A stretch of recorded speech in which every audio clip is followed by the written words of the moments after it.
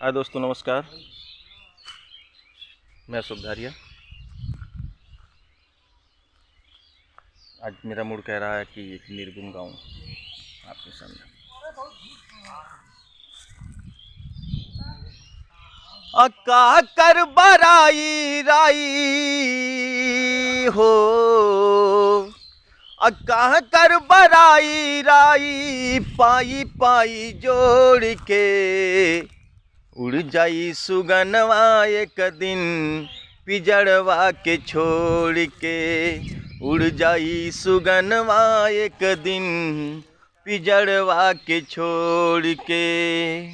अक्का कर बराई राई, अरे काह कर बराई राई, पाई पाई जोड़ के उड़ जाई सुगनवा एक दिन पिजड़वा के छोड़ के। उड़ जाई सुगनवा एक दिन पिजड़वा के छोड़ के। छूट जाई सोनावा के भरल खजाना, महला दू महला छूटी छूटी ताह खाना हो। महला दू महला छूटी छूटी ताह खाना।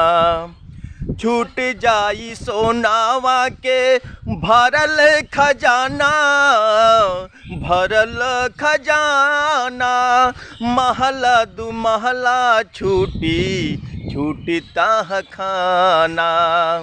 अरे मुड़ के न देखी कबहू, अरे मुड़ के न देखी कबहू, लाखों करोड़ के उड़ जाई सुगनवा एक दिन पिजड़वा के छोड़ के। उड़ जाई सुगनवा एक दिन पिजड़वा के छोड़ के। का कर बराई राई, का कर बराई राई, पाई पाई जोड़ के उड़ जाई सुगनवा एक दिन पिजड़वा के छोड़ के। उड़ जाई सुगनवा एक दिन पिजड़वा के छोड़ के।